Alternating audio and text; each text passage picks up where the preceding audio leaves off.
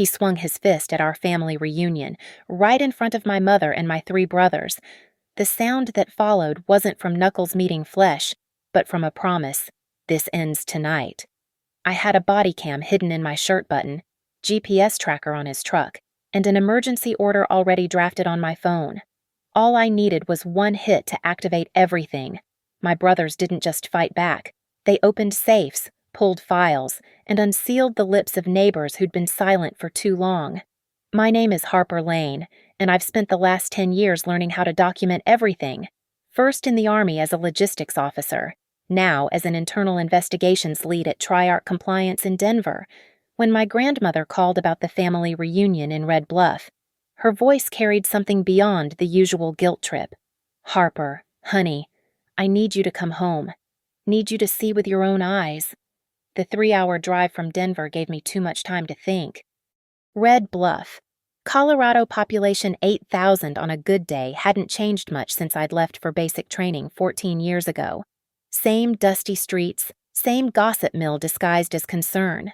What had changed was my mother, Lydia Halpern, who'd married Roy 5 years after Dad passed. Roy Halpern, heavy equipment mechanic with hands like sledgehammers and a temper to match. The kind of man who smiled at church on Sundays and left bruises by Wednesday. I'd seen the signs during my last visit, the way Mom flinched when he raised his voice. The careful makeup around her wrists, the new locks on the bedroom door that only locked from the outside. My brothers had seen it too. Mason, the oldest at 35, still coached high school football and knew everyone in 3 counties. Eli, 33, had turned his math brain into a forensic accounting practice. Jonah, 30, the baby before me, had just passed the bar exam and was hungry to prove himself. We'd grown up in different corners of Mom's heart, different fathers, different dreams, but Roy had given us something to unite against. I pulled into the Wagon Wheel Motel at 4:15 p.m. My rental car's GPS tracker already synced to my phone. The family reunion was tomorrow at Uncle Dale's ranch, 60 relatives gathering for Grandma's 80th birthday. But tonight, I had work to do. Mom answered on the 3rd ring, her voice pitched high and false cheerful. "Harper, are you in town?" "Just got here. Mom, I need to stop by the house before tomorrow. Need you to sign something for that old roof loan." Silence. Then Roy's voice in the background, asking who was calling at dinner time. "Tomorrow would be better. Honey, we're just—" "Mom." I kept my voice steady. "It's important. Has to be notarized before the reunion. I can be there in 20 minutes. More muffled conversation. Finally, "Okay, sweetie, just you, right? Just me." But I lied. Mason was already parked 2 blocks away.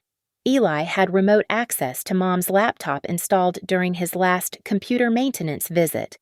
Jonah waited at his office with paperwork that would change everything. The house on Sycamore Ridge looked smaller than I remembered. Roy's truck sat in the driveway, deliberately blocking Mom's car. I parked on the street, activated the recording app on my phone, and clipped the pen camera to my jacket pocket. Documentation. Always documentation. Mom opened the door before I could knock, and my heart clenched. The concealer couldn't hide the yellowing bruise on her cheekbone. She'd lost weight, her favorite blue dress hanging loose on her shoulders. "Harper, come in. Roy's watching the game." Roy didn't look up when I entered. The prodigal daughter returns. Here to rescue Mommy again. Here for signatures. "Roy, Mom co-signed a loan. Need her consent for the refinance." He muted the TV, finally turning those small, mean eyes on me. "Funny thing about loans. Your mother's been signing a lot of papers lately, haven't you?" "Lydia." Mom's hand trembled as she reached for the documents I offered. That's when I saw it Dad's Air Force ring on Roy's pinky finger. "That's an interesting ring. Roy, your mother gave it to me. Man of the house should have it." Mom's eyes met mine, a flash of something desperate before she looked away. "I should get my reading glasses." While she searched, I opened my phone's note app, typing quickly, "Tomorrow at reunion, everything changes. Trust me." When she returned, I pointed to the signature line, but showed her my phone screen. She read it, nodded almost imperceptibly, and signed. "By the way," I said casually, pocketing the papers, "I installed a new security app on your phone last month, the one that backs up everything to the cloud. How's it working?" Roy's head snapped up.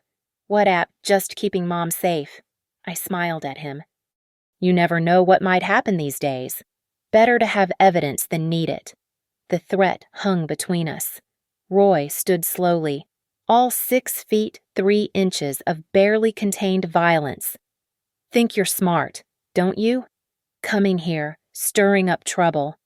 "I think I'm prepared. There's a difference." Mom stepped between us, her hand on Roy's chest. "Please, tomorrow's Grandma's birthday." I backed toward the door, keeping my eyes on Roy. "See you at the reunion. Both of you." Outside, I texted my brothers, "Game on." Tomorrow. Roy would learn what happened when he touched the wrong family. We weren't just going to snap, we were going to break him systematically, legally, and completely. Uncle Dale's ranch sprawled across 40 acres of Colorado prairie, the main barn converted into a gathering space that could hold 100 people. By 5 p.m. The reunion was in full swing, kids chasing chickens, men clustered around the BBQ grills, women setting out covered dishes on long tables. The September sun painted everything golden, peaceful, perfect. I'd positioned myself strategically. The body cam button on my shirt looked like any other, but it captured everything in HD. My phone recorded audio from my back pocket. Mason stood by the beer coolers. Eli managed the speaker system with his phone ready, and Jonah chatted with Deputy Martinez, an old football buddy of Mason's who'd shown up off-duty to say hello. Roy and Mom arrived late, his hand possessive on her lower back, steering her through the crowd. He'd been drinking, I could smell it from 10 feet away. Mom wore long sleeves despite the warmth, sunglasses she didn't remove even in the barn's shade. Grandma called everyone for dinner at 5:30. We gathered at the long tables, Roy deliberately sitting across from me, Mom trapped between him and Aunt Sharon. The conversation flowed around us harvest talk, football scores, whose kids had made honor roll. Then Cousin Lisa asked Mom about her garden, mentioning she'd driven by last week, but Mom's car was there all day. Every day. "Lydia doesn't need to go gallivanting around," Roy answered for her. "Woman's got everything she needs at home." "Must be nice," I said quietly. "Being retired. Mom, though, don't you miss your Wednesday book club?" "She quit that nonsense," Roy snapped. "Bunch of hens gossiping." Mom loved that club. I kept my voice conversational, but loud enough for nearby tables to hear. 20 years, wasn't it? Mom, since Dad started it for you. Mom's hand went to her collar, adjusting it nervously. The movement revealed finger-shaped bruises on her throat. "Harper," her voice was barely a whisper. "Please." "Those are some nasty bruises. Mom, did you fall?" The barn went quiet. 60 relatives suddenly paying attention. Roy's face flushed red. "You calling your mother clumsy?" "I'm asking my mother a question." "You're stirring shit, is what you're doing." He stood, the bench scraping against concrete. "Coming here, making accusations. Your mother's fine. Tell them, Lydia." Mom looked at me, then at her hands. Said nothing. "Tell them!" Roy slammed his palm on the table. "Hey now!" Uncle Dale started, but Roy rounded on him. "Stay out of this, old man. This is between me and this gold-digging bitch who thinks she owns her mother." That's when I stood. Gold-digging.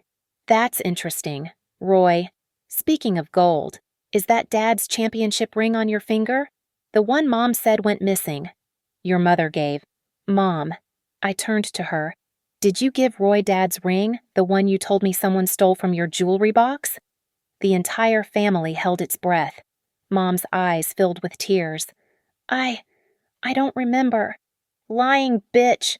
Roy moved toward her, and I stepped between them. "Touch her, and I'll have you arrested." He laughed, ugly and mean.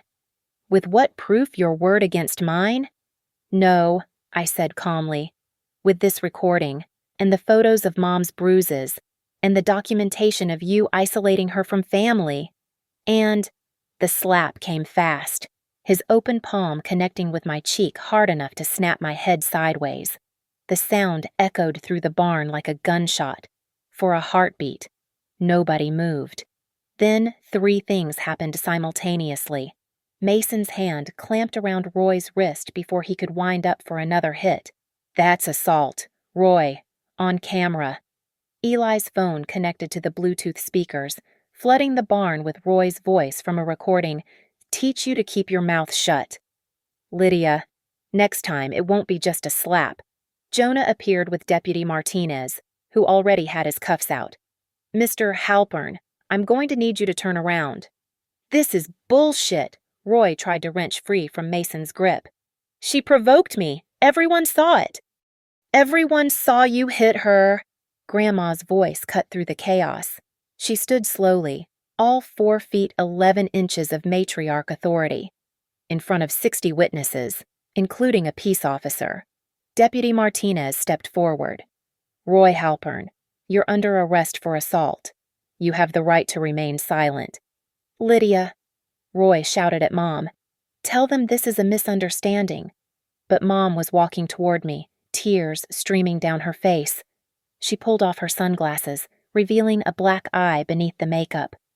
"No more," she said, loud enough for everyone to hear. "No more lies." The barn erupted. Aunt Sharon wrapped Mom in a protective hug. Uncle Dale and 3 cousins helped Deputy Martinez escort a struggling Roy to his patrol car. Phones came out, everyone documenting, sharing, protecting. Eli appeared at my elbow. "Got everything? Audio, video, timestamps.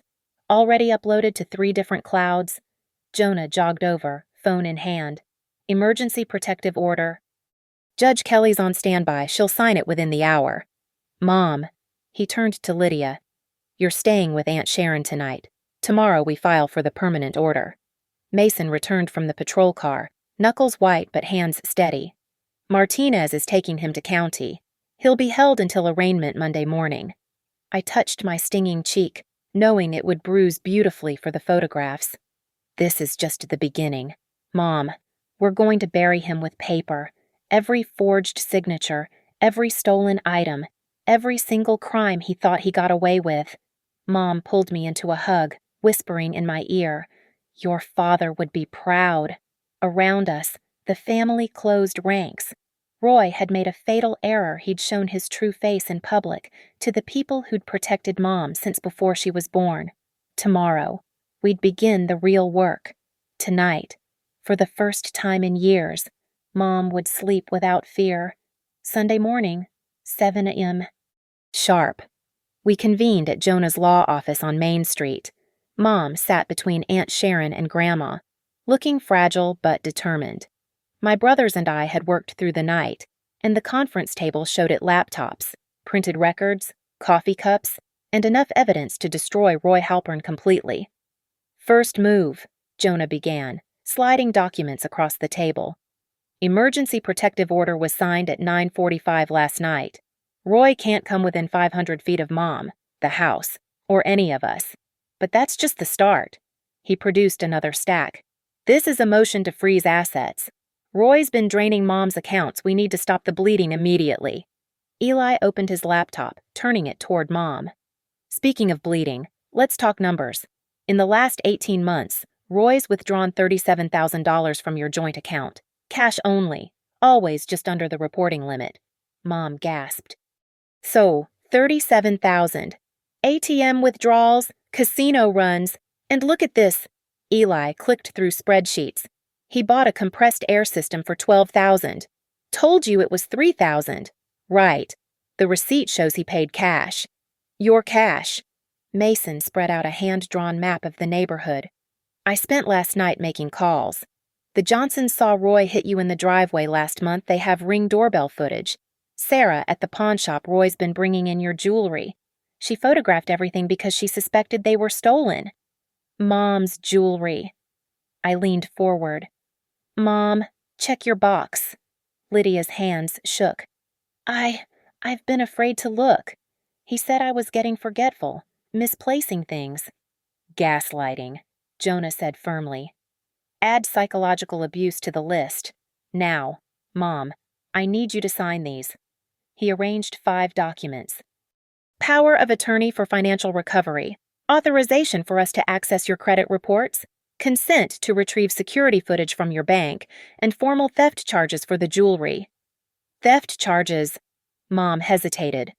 That's criminal. So is forging your signature. Eli interjected, producing loan documents. See this car loan that's not your handwriting. I had a forensic analyst confirm it last night cost me a favor, but worth it.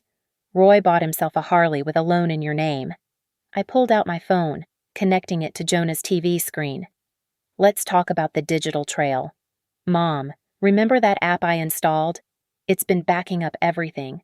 Every text where Roy threatened you. Every time he used your phone to track your location. Every deleted call log. The screen filled with text messages. Where are you? Why didn't you answer immediately? If you're not home in 10 minutes? You made me do this, Lydia. Grandma stood up, her voice steel. I've seen enough. What do you need from me? Mason smiled grimly. Your memory, Grandma. You witnessed Roy isolating Mom from family gatherings. We need affidavits from everyone. You'll have them, she promised. I'll make sure of it. Jonah's paralegal knocked and entered. The bank's open. They're expecting you. Perfect timing. I stood. Mom, we're going to the bank. We're freezing accounts, pulling transaction records, and opening new ones in your name only. But Roy, when he gets out, he won't have access to a penny, Eli assured her. I've already contacted your pension administrator, Social Security, and your insurance companies. All passwords changed, all beneficiaries under review. We moved like a military unit. At the bank, the manager, another of Mason's football connections, personally handled everything. Mom's hands shook as she signed form after form, creating new accounts Roy couldn't touch. Mrs. Halpern, the manager said quietly, reviewing the transaction history. I'm seeing multiple large cash withdrawals from your equity line. Were you aware your house was leveraged for $80,000? Mom went white. What? Eli was already on his laptop. Got it. The loan documents. Mom, this is fraud. He forged your signature on a home equity line of credit. My house? My father built that house. And you're keeping it, I said firmly. Jonah, add bank fraud to the charges. By noon, we'd been to the courthouse, the sheriff's office, and 3 pawn shops. Sarah at Gold Rush Pawn had meticulously documented every item: Mom's wedding ring from Dad, her mother's pearls, even my baby bracelet. I knew something was wrong, Sarah admitted. Roy said you were upgrading, but Lydia, you treasured these pieces. I held them in the back, hoping you'd come looking. Mom cried when Sarah returned her wedding ring. He told me I lost it. Said I was getting dementia like my mother. Your mother died of cancer, not dementia, Grandma snapped. That lying bastard. Mason's phone buzzed. Deputy Martinez, Roy's arraignment is tomorrow at 9 a.m. The prosecutor wants our evidence package tonight. Already prepared, Jonah said, patting a thick folder. Financial fraud, domestic violence, theft, forgery, elder abuse, though Mom will hate that designation in violation of fiduciary duty. The prosecutor mentioned potential federal charges for the bank fraud. Eli closed his laptop with satisfaction. Final tally: Roy stole $93,000 in cash and assets. The Harley loan, the equity line, the jewelry, the cash withdrawals. Plus, I found something interesting. He's been collecting disability payments while working under the table. That's federal fraud. How? Mom asked, bewildered. How did I not see this? Because he isolated you, I said gently. Cut you off from friends, family, financial advisors. Classic abuser tactics. But Mom, it's over now. We have everything documented. Every receipt, every text, every bruise photographed and medical records requested. Mason's network had produced 15 witnesses willing to testify. The neighbors, the bank teller who'd questioned the withdrawals, even Roy's drinking buddies who'd heard him bragging about keeping his woman in line. As we drove back to Aunt Sharon's, Mom finally spoke. "Your father left me that house free and clear. He'd be heartbroken to know I almost lost it." "Dad would be proud you're fighting back," I replied. "And Mom." We found his letter in the attic. He knew this might happen. He told me to use paperwork first, truth second. We're following his playbook. She squeezed my hand. "Tomorrow, when Roy gets to court." "Tomorrow," Jonah interrupted.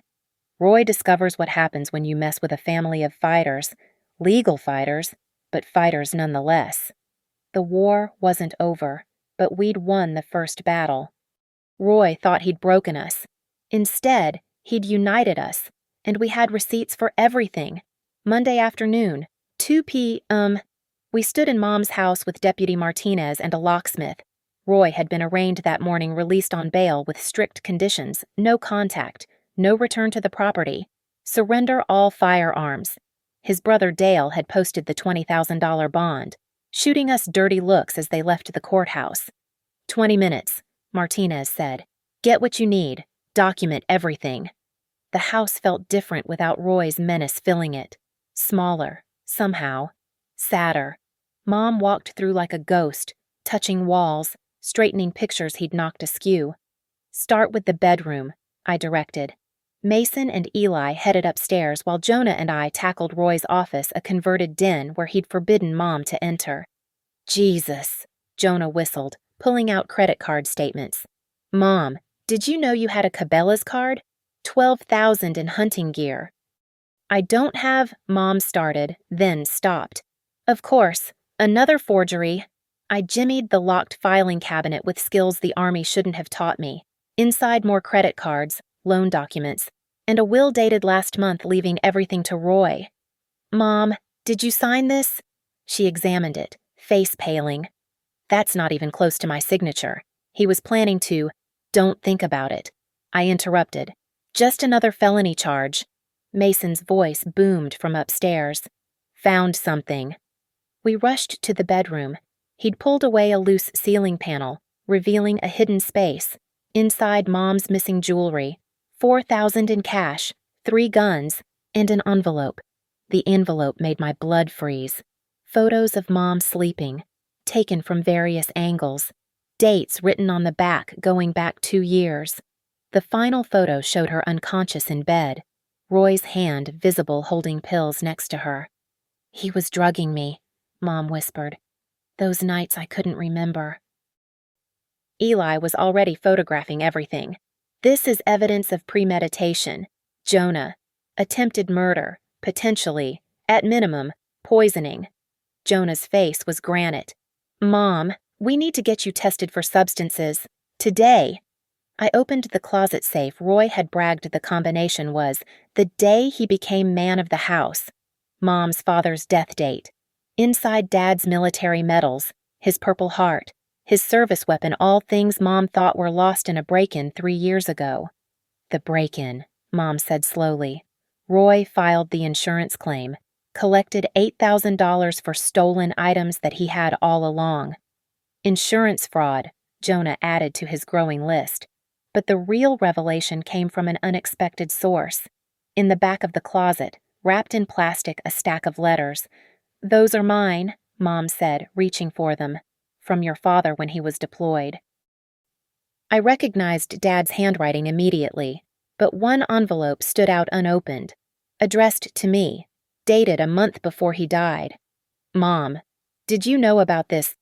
No, Roy said he cleaned out the attic, said there was nothing important up there.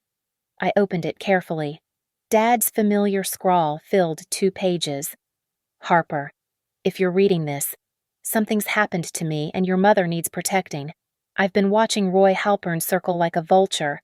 He thinks Lydia's weak, but she's not. She just loves too hard. There's a safety deposit box at First National. Box 447. Only you're authorized as secondary. Inside is everything deed to the house with specific inheritance clauses, trust documents, and proof that the house can't be leveraged without consent from all 4 children. Roy's got a history. Check mechanics lien records in Phoenix, 1998. His ex-wife, Diana Simmons. She survived him, but barely. Use paperwork first, truth second. But if he hurts her, use everything. Protect our family. Dad. Phoenix, Eli said, already typing. Diana Simmons. Found her. She's alive. Married name Diana Morrison now, living in Tucson. He kept reading. Holy shit. Roy served 18 months for aggravated assault. Mom, did you know? Mom sank onto the bed. He said his ex was crazy. Said she attacked him. I'm calling her, Mason said. Phone already out. She needs to know he's at it again. While Mason talked, I headed to the attic. If Roy said nothing important was there, he was lying. Behind insulation. I found Dad's toolbox and inside, a micro cassette recorder with tapes labeled by date. I played one at random. Roy's voice filled the dusty space. Should have died in Iraq with your worthless husband. Then everything would be mine without the hassle. Mom's voice. Weak. Please, Roy, you're hurting me. Dad bugged the house. I called down. He knew. He was collecting evidence. We spent 3 hours documenting everything. The hidden cash was photographed and sealed in evidence bags. The guns were surrendered to Martinez. Roy wasn't supposed to have them as a prior felon. Every document was copied, categorized, cataloged.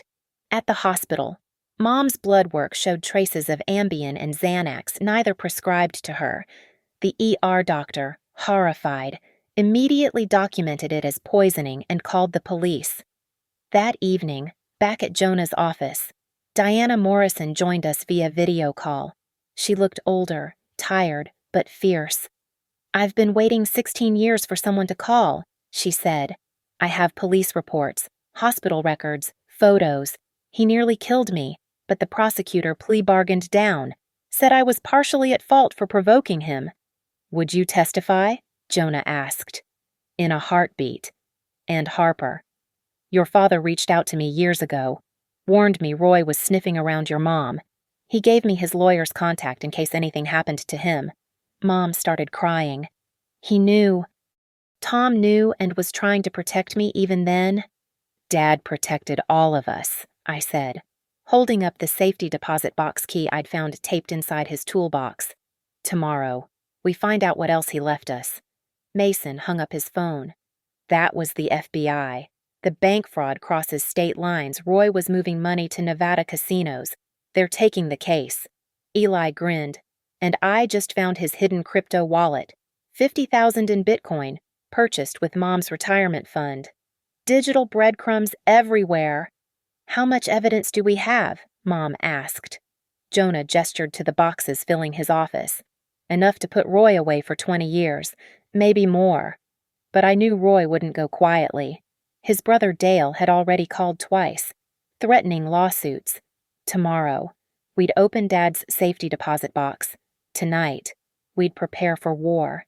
Mom squeezed my hand. Your father would be so proud. He's still protecting you, I replied. Even from the grave. And tomorrow, we finish what he started. Tuesday morning, the Red Bluff Gazette ran the story on page 1. Local woman alleges years of abuse, financial fraud. The reporter, Janet Chen Mason's friend from high school, had been at the reunion. She'd captured everything on her phone, including Roy's assault on me. By 10 a.m., Roy had responded. He sat in Murphy's bar with 3 reporters, spinning his tail. Mason watched the live stream on his phone while we sat in Jonah's office. Listen to this bullshit, Mason said. Those kids have been plotting to steal their mother's money. They fabricated evidence. Harper assaulted me first. I was defending myself. Let him talk. Jonah smiled. Every lie is another charge. Defamation. False statements to media. Keep going, Roy. I opened my laptop. Time to respond. I'd created a private Google Drive folder, shared only with verified email addresses. Inside the body cam footage, the recorded threats, photos of Mom's bruises cataloged by date, bank statements showing the theft. Harper, Mom said nervously, is this too public? He went public first. We're just providing facts. I typed the email to our family network, 63 relatives who'd witnessed the assault. Anyone who wants the truth can see the evidence themselves. No editorial, just documents. Within an hour, the folder had been accessed 47 times. Screenshots began appearing on Facebook. Cousin Lisa posted the body cam footage with one word, liar. Roy's response was predictable. By noon, he'd arrived at Mom's workplace, the elementary school where she'd volunteered for 20 years. The principal called immediately. "Lydia, Roy's here demanding to speak with you. I've locked down the building." "Call 911, Jonah instructed. "He's violating the protective order." We arrived as 2 patrol cars pulled up. Roy stood at the main entrance, Dale and another man flanking him, shouting about his rights. The school was in soft lockdown, kids pressed against windows, teachers recording everything. "There she is," Roy pointed at Mom. "Tell them the truth. Lydia, tell them you're confused." Deputy Martinez stepped forward. "Mr. Halpern, you're within 500 feet of a protected person. You need to leave. This is public property. I have rights. And you have a protective order." Martinez replied, "Second violation? Turn around." The arrest was brutal in its simplicity. Roy struggled. Dale stepped forward and got arrested for interference. The third man, Roy's cousin Jake, wisely backed away. Every second captured by multiple phones, including the school's security system. That afternoon, Janet called me. "Harper, I've been investigating. Roy's been running the same scam for years. I found 2 other women, both elderly, both widowed. Both lost significant money before they died. Natural causes, supposedly, but both had recently changed their wills in Roy's favor. Both had unexplained falls shortly before dying. My blood went cold. Mom's fall last year. The one Roy said happened when she was drunk, even though Lydia doesn't drink. I immediately called Jonah. "We need those medical records. Now." By 3 p.m., we had them. Mom's fall had resulted in a broken wrist and concussion. The ER notes mentioned she seemed confused, possibly drugged. Roy had declined a tox screen, saying she was just clumsy. "Pattern of behavior," Eli said, adding it to his spreadsheet. "Janet, can you get those other women's records? Already working on it. Their families thought something was off but couldn't prove anything." Mom sat silent through this discussion, finally speaking. "He was going to kill me." "Yes," I said simply. "He was." The story exploded on social media. Justice for Lydia began trending locally. The school posted support. 3 domestic violence organizations offered resources. Most importantly, witnesses came forward. The Hendersons had video of Roy dragging Mom into the house by her hair. The mailman had photos of bruises he'd documented, worried but unsure how to help. Dr. Patterson from the walk-in clinic had treated 3 accidents in 6 months, all documented with photographs. Roy's lawyer, a greasy man named Paulson, called Jonah that evening. "Your client is ruining my client's reputation." "Your client ruined his own reputation," Jonah replied on speaker. "We've posted only verified documents. Truth is an absolute defense against defamation." "We'll sue." "Please do. Discovery will be fascinating. How much is Roy paying you, by the way? Because his accounts are frozen." Silence. Then, he said he had resources. He had my mother's resources. Those are no longer available. Paulson hung up. That evening, we met at Aunt Sharon's for dinner. Mom seemed lighter, laughing at Grandma's stories. Then Mason's phone rang. "Yeah, what, where?" His face darkened. "We'll be right there." "What happened?"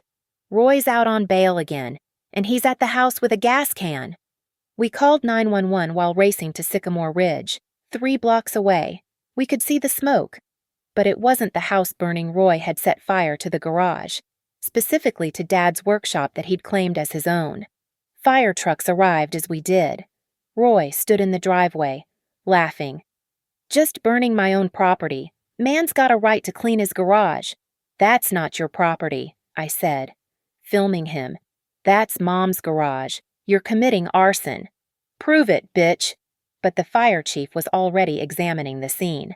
Accelerant patterns indicate deliberate arson. This wasn't a cleaning accident. Roy's face changed. You can't prove. Actually, Eli interrupted. The Tesla across the street has continuous recording. Shows you arriving with gas cans 17 minutes ago.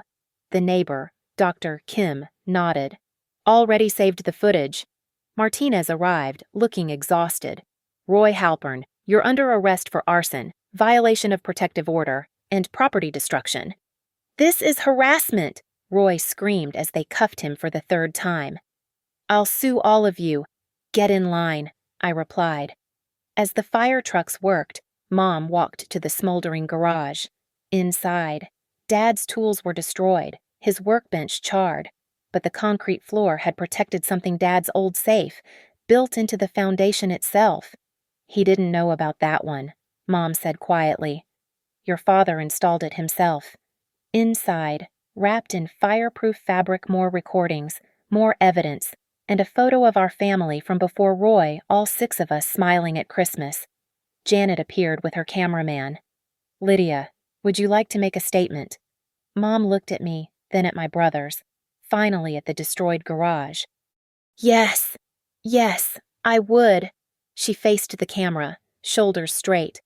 My name is Lydia Halpern. My husband Roy has abused me for 5 years. I have proof, and I'm not afraid anymore. The interview would air that night. Roy would watch it from a jail cell. No more bail available after the arson. His empire of fear was crumbling, and we were just getting started. Friday morning, 9 a.m. sharp. We filed into the courthouse for the emergency hearing. Roy sat at the defendant's table in an orange jumpsuit, his lawyer Paulson looking like he'd rather be anywhere else.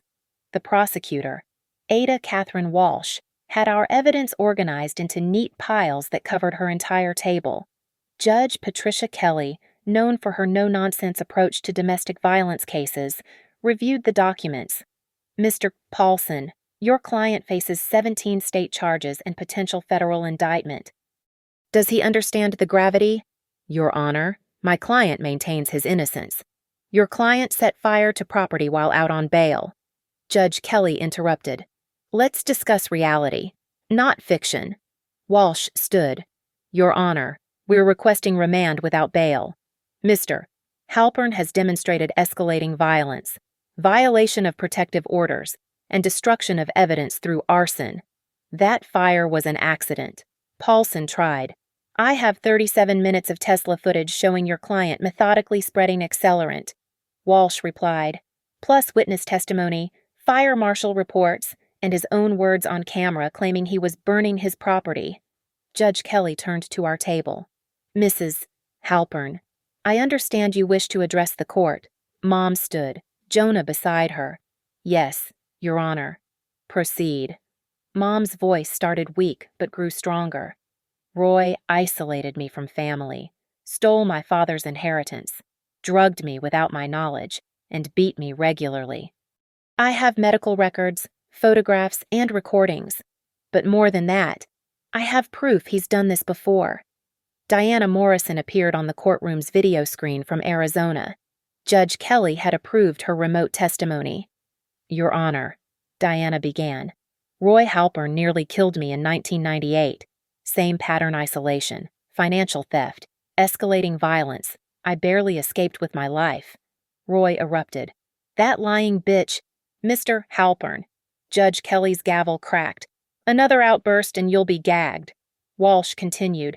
We've also discovered Mr. Halpern defrauded 2 elderly women in Denver. Both died within months of changing their wills in his favor. Speculation, Paulson protested. Investigation, Walsh corrected. Denver PD is reopening both cases. Eli was called to present financial evidence. He'd created a PowerPoint clear, devastating. Your Honor, Mr. Halpern systematically stole $93,000 through forged signatures, fraudulent loans, and direct theft. Here's the paper trail. The screen showed bank statements, forged documents, pawnshop receipts. Each slide built the case methodically.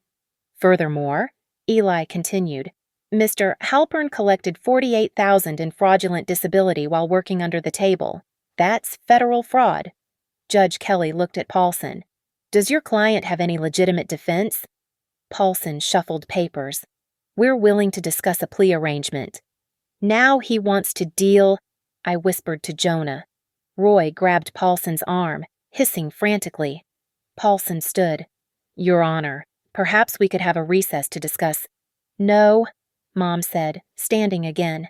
No deals. No plea bargains. I want a trial. I want everyone to know what he did. Judge Kelly nodded. Mrs. Halpern's wishes are noted. However, Mr. Paulson, if your client wishes to negotiate, he should understand the offer will only get worse as more evidence emerges.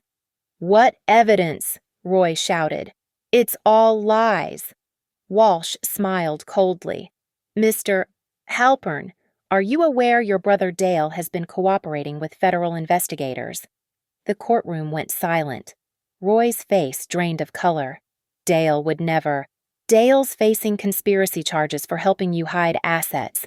He's provided recordings of your conversations, including one where you discuss making Lydia have an accident. Mom gasped. Jonah gripped her hand. Your Honor, Walsh continued, we're adding conspiracy to commit murder to the charges. Paulson stood. We need to conference with the prosecutor.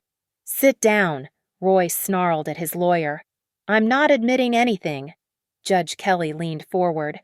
Mr. Halpern, you're facing life in prison. Your brother's cooperating. Your ex-wife's testifying. The evidence is overwhelming. Perhaps you should listen to counsel. I want a new lawyer. That's your right, but you'll remain in custody.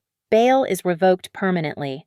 Paulson gathered his files, clearly relieved. I'll file for withdrawal immediately. After a recess, we met with Walsh in her office. She laid out the full scope. With federal charges included, Roy's looking at 40 to life. The FBI found 2 more victims in Nevada. The man's a serial predator. What about Mom's assets? Mason asked. Full restoration, plus damages, the house, the retirement funds. Everything he stole returns to Lydia. His own assets, the Harley, his tools. His truck will be liquidated for restitution. Mom started crying. I just want it over.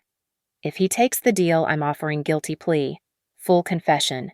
30 years minimum, it can be over by Monday. That afternoon, Roy's new lawyer, a public defender named Crawford, called Jonah. My client will consider a deal with conditions. What conditions? He keeps the truck and tools. Lydia doesn't testify. Sealed records? Jonah laughed. No, and absolutely not. Here's our counter. He confesses to everything, publicly, serves 40 years minimum, pays full restitution plus damages, and registers as a financial predator if Colorado creates such a registry. That's harsh. That's justice. He has until 5 p.m. At 4:47, Crawford called back. He'll take it. But he wants to say something to Lydia first. Absolutely not, I said. But Mom surprised us. I'll hear him. Through the glass, with guards present. At the jail, we watched through security monitors as Mom sat across from Roy, reinforced glass between them. You destroyed me, Roy said. No, Mom replied calmly. You destroyed yourself. I just survived you. I loved you. You loved my money. You loved my vulnerability. You never loved me. Roy's face twisted. Your husband. My husband protected me even after death. His children protected me. My family protected me. You're nothing but a parasite, and now everyone knows it. She stood to leave. Lydia, wait. My name, she said, turning back, is Mrs. Lane. I'm taking back my maiden name. You're being erased from my life. Roy, completely. Monday morning, Roy signed the plea agreement. 40 years, no parole possibility for 25, full restitution, lifetime protective order. As we left the courthouse, Mom stopped on the steps, breathing deeply. It's over. It's over, I confirmed. That evening, We held a second family reunion at the ranch. This time, Mom laughed freely. No flinching, no checking the door, no fear. The house would need repairs from the fire damage, but insurance would cover it. The money would be recovered. Most importantly, Mom would heal. "Thank you," she said to all of us, "for not giving up, for fighting." "Dad's orders," Mason said simply. "Paperwork first, truth second." "And family always," Eli added. Saturday evening, 6 p.m. The ranch barn blazed with light again. Same tables, same family, but the energy crackled different electric, anticipatory. We'd called everyone back for the conclusion of family business, though most knew through the gossip network what was coming. Roy had made a fatal mistake. Despite taking the plea deal, he'd gotten word to his cousin Jake from jail. Jake showed up at Murphy's bar Friday night, drunk and running his mouth about unfinished business, and how Roy had resources hidden that would make them all pay. The bartender, one of Mason's former teammates, had recorded everything. Now, against his lawyer's frantic advice, Roy had bonded out one last time using those hidden resources, $50,000 cash his nephew had been holding. He'd convinced a different judge he needed 48 hours to arrange his affairs before reporting to federal prison Monday morning. We knew he'd show up. Pride would demand it. Mason positioned people strategically. Deputy Martinez and 3 officers waited in unmarked cars. I'd upgraded from a button camera to a full surveillance rig, 3 angles, all streaming to cloud storage. Eli had his laptop open, displaying Roy's GPS location from the tracker he'd stupidly never found on his truck. 2 miles out, Eli announced. Mom stood with Grandma near the barn's center, surrounded by family. She wore Dad's dog tags outside her shirt, a declaration. "Everyone remember," Jonah addressed the crowd. "Let him talk. Every word is evidence. Don't engage physically unless he attacks first." At 6:23, Roy's truck roared into the parking area, but he wasn't alone. Jake, Dale, despite his cooperation deal, and 2 men we didn't recognize, climbed out with him. Dale flipped back. Mason muttered, "Idiot." Roy strode in like he owned the place, whiskey courage in his walk. The barn fell silent except for the gentle ping of Eli's laptop marking recording points. Well, Roy announced. The whole clan gathered to celebrate destroying an innocent man. "Nobody destroyed you, Roy," Grandma said clearly. "You destroyed yourself." He zeroed in on Mom. "Lydia, my wife, tell them the truth." "The truth." Mom's voice carried strong. "The truth is, you hit me 53 times in 5 years. I counted. The truth is, you stole my inheritance, drugged my food, and planned to kill me." "Lies." Roy stepped forward. 3 family members shifted to block him. "The truth," Mom continued, pulling out a tablet, "is this." She hit play. The barn's speakers, the same ones that had played his threats before, now filled with Roy's voice from a recording Dale had made. "Once Lydia has that fall down the stairs, everything goes to me. The insurance, the house, that trust fund she doesn't know I found. 3 million total. Just need the right moment." Gasps rippled through the crowd. Even Jake stepped away from Roy. 3 million, I asked Mom quietly. Dad's father left a trust. It matured this year. Roy found the paperwork somehow. Roy's face went purple. "That's Dr. Dale would never." "Dale already did," Jonah interrupted. "That recording was submitted to federal prosecutors yesterday. Dale's in witness protection now. Roy, you threatening him at Murphy's violated his safety agreement." One of the unknown men backed toward the door. "We're out. Roy, you said this was about getting your tools back." "Cowards!" Roy spun toward them, pulling something from his jacket. "Knife!" Mason shouted, but Roy didn't lunge at us. He held it to his own throat. "You've destroyed me. I'll show everyone what you drove me to." "Roy, no." Mom stepped forward, but I caught her arm. Deputy Martinez appeared in the doorway, hand on his weapon. "Mr. Halpern, put the knife down." You took everything. No, I said, loud enough for everyone to hear. You took everything. We just took it back. Roy's hand shook. The knife wavered. Then Eli did something unexpected. He turned his laptop around, showing Roy the screen. Your Bitcoin wallet, Roy. The $50,000 you thought was hidden. I donated it to the domestic violence shelter. In your name. You'll get a nice tax receipt. You... What? Every penny of your hidden money gone? The storage unit in Denver with the gold coins, we found that too. Also donated. The account in Vegas frozen and seized. Roy's arm dropped slightly. Mason pulled out his phone. Oh, and Roy Diana Morrison says hi. He hit speaker. Diana's voice filled the barn. Roy, you pathetic worm. 30 women are gathered here watching this live stream.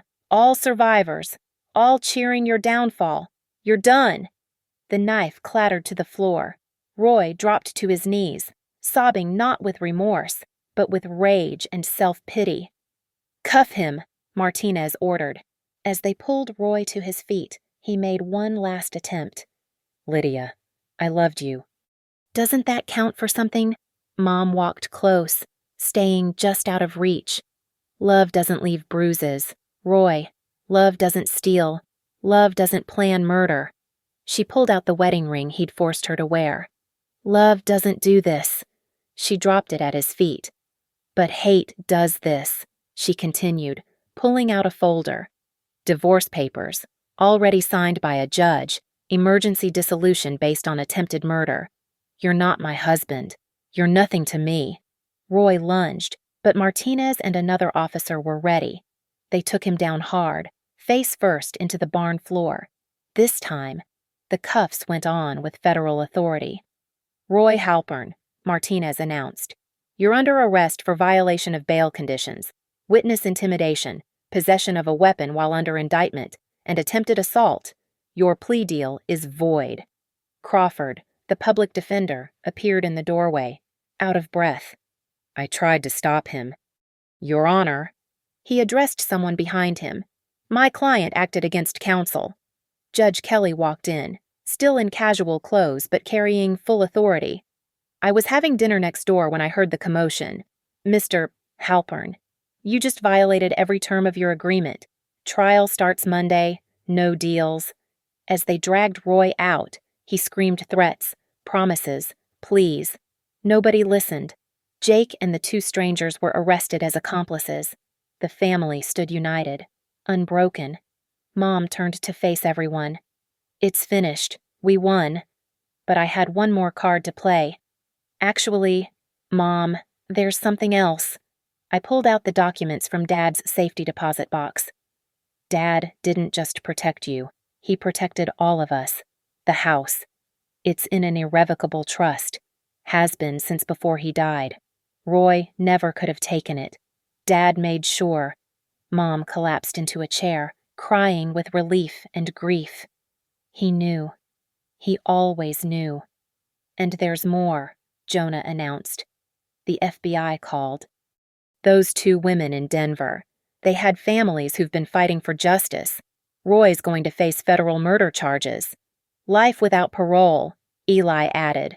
Guaranteed. The barn erupted in celebration. Music started. Food appeared. Children ran free. For the first time in 5 years, our family was whole. At midnight, as things wound down, Mom stood with her 4 children on the barn's porch, looking at the stars. Your father would be so proud, she said. He's here, I replied, touching the dog tags around her neck. He never left. Monday morning, Roy would face a jury. He'd lose everything: freedom, dignity, hope. Tonight, we'd already won everything that mattered: Mom's safety, family unity, and justice served ice cold with a side of irrevocable paperwork. The revenge was complete. The family was free. Monday morning, 8:45 a.m. We walked into the federal courthouse one last time. Roy sat at the defendant's table in shackles ankles, wrists, waist chain. His face had aged 10 years in 48 hours. No more swagger, no more threats, just a broken predator finally caged.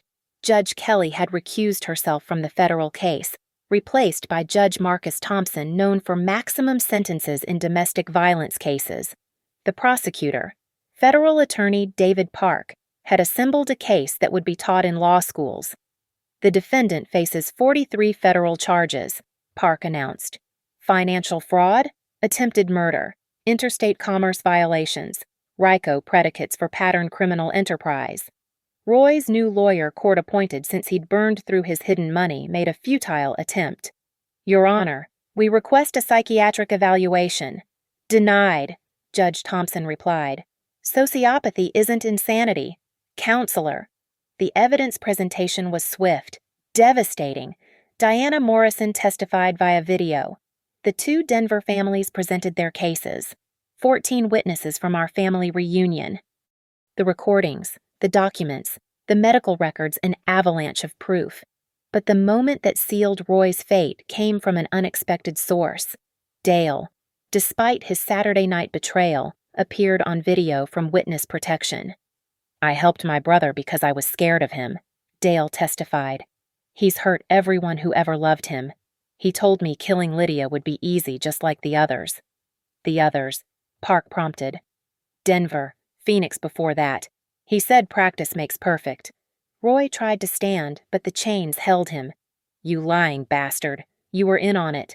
I was terrified, Dale replied. You threatened my kids if I didn't help. The jury deliberated for 93 minutes. Guilty on all counts. At sentencing that afternoon, Judge Thompson allowed victim statements. Diana went first, then the Denver families. Finally, Mom stood. Roy Halpern stole 5 years of my life.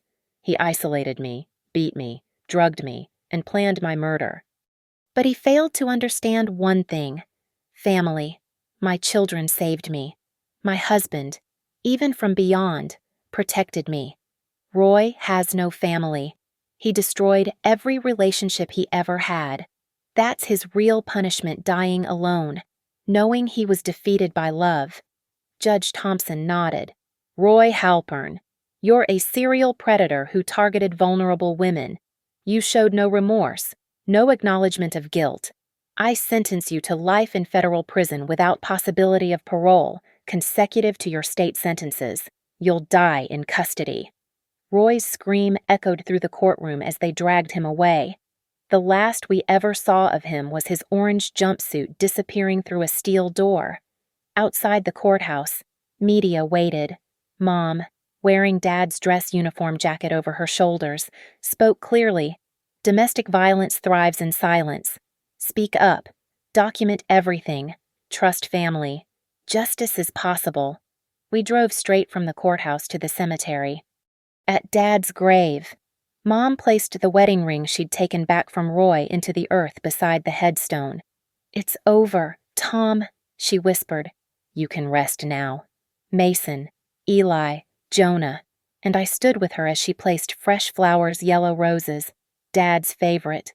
The September sun broke through clouds, warming our faces. Dad knew, I said. He prepared for this. Every document, every recording, every protection he saw Roy coming. He saw everything, Mom agreed. And he made sure we'd win. Back at the ranch for a final gathering, the mood was different, lighter, free. Kids played without hushed voices. Adults laughed without checking over shoulders. The shadow was gone. Uncle Dale raised a beer. To Tom Lane, still protecting his family. To Tom Lane, 60 voices echoed. Eli pulled me aside, showing his laptop. Final tally, Mom gets everything back plus damages. 3.7 million total, including the trust. She'll never worry about money again. What about Roy's victims in Denver? Civil suits pending. His life insurance, which he ironically never changed beneficiaries on, goes to them. Jonah joined us. FBI called. They're investigating 6 more potential cases across 3 states. Roy might be linked to a dozen victims over 30 years. He'll never hurt anyone again, Mason said, joining our circle. We made sure of that. As the sun set, Mom stood on the porch where everything had exploded just 8 days ago. She looked younger, stronger, free. "I want to sell the house," she announced. "Too many shadows. I'm buying something new, something mine." We supported her choice. Within a month, she'd moved into a cottage near the elementary school, painted it yellow like Dad's roses, and started a garden. The Sycamore Ridge house sold to a young family who filled it with laughter. Roy's garage, rebuilt by insurance, became a playroom. The shadows were exorcised by children's joy. Mom resumed her book club, returned to volunteering, traveled to see grandchildren. She dated eventually a retired teacher who brought her flowers and never raised his voice. At their wedding 2 years later, she wore Dad's dog tags under her dress, past protecting present. Love conquering fear. Roy died in prison 8 years later. Heart attack in his cell, found during morning count. No one claimed his body. The state cremated him, scattered the ashes in an unmarked field. He died, as Mom predicted, alone, defeated by the love he'd tried to destroy. But that Saturday night at the barn, as we celebrated our victory, none of us knew the future. We only knew the present. Mom was safe. Roy was gone, and our family had survived. I stood with my brothers, watching Mom dance with Grandma, both laughing like girls. "We did it," Mason said. "Dad did it," Eli corrected. "We just followed his playbook. Paperwork first," Jonah quoted. "Truth second," I finished. "And family always," we said together. The last image burned into my memory, Mom spinning in the barn lights, Dad's jacket flying out behind her like wings. Finally free. Roy thought he'd broken us when he swung that fist at the reunion. Instead, he'd activated a plan years in the making, triggering his own destruction. 3 brothers and a sister united, a father's protection from beyond the grave, and a mother who chose survival over silence. The revenge was complete. Justice was served. The family was whole. And somewhere, I knew Dad was smiling. Thank you for listening to our story. I'd love to know where you're listening from. Drop a comment below and let's connect. If this story resonated with you, please subscribe to the channel and share your thoughts. Your stories matter too, and together, we can shine light on the shadows.